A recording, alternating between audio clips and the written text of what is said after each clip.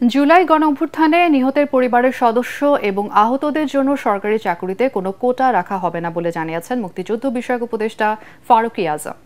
সকালে সচিবালয়ে জুলাই গণঅভ্যুত্থানের জুলাই যোদ্ধা ও শহীদ পরিবারের জন্য মুক্তিযুদ্ধ বিষয়ক মন্ত্রণালয়ের নেয়া কার্যক্রম নিয়ে আয়োজিত সংবাদ সম্মেলনে প্রশ্নের জবাবে তিনি কথা জানান। জুলাই গণঅভ্যুত্থানে হতাহতদের পরিবারের সদস্য ও আহতদের জন্য সরকারি চাকুরিতে কোটা রাখা হবে কিনা এমন প্রশ্নের জবাবে উপদেষ্টা বলেন, তাদের যোগ্যতা অনুযায়ী চাকুরি হবে।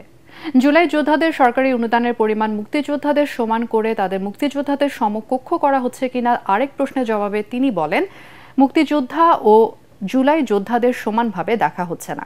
তারা সমান ভাতা পেলেও মুক্তিযোদ্ধারা মহান, তাদের অবদান অনস্বীকার্য। প্রত্যেক শহীদ পরিবার মাসিক 20,000 টাকা ভাতা পাবেন।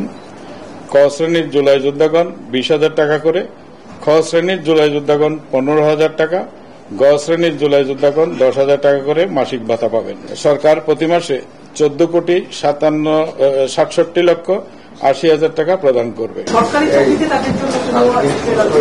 না, কোনো কোটা থাকবে না, কোনো কোটা থাকবে না, তাদের যোগ্য অনুসারে আমরা দেবো। এটা তো অনেক বেশি না, মাত্র সামান্য কয়জন।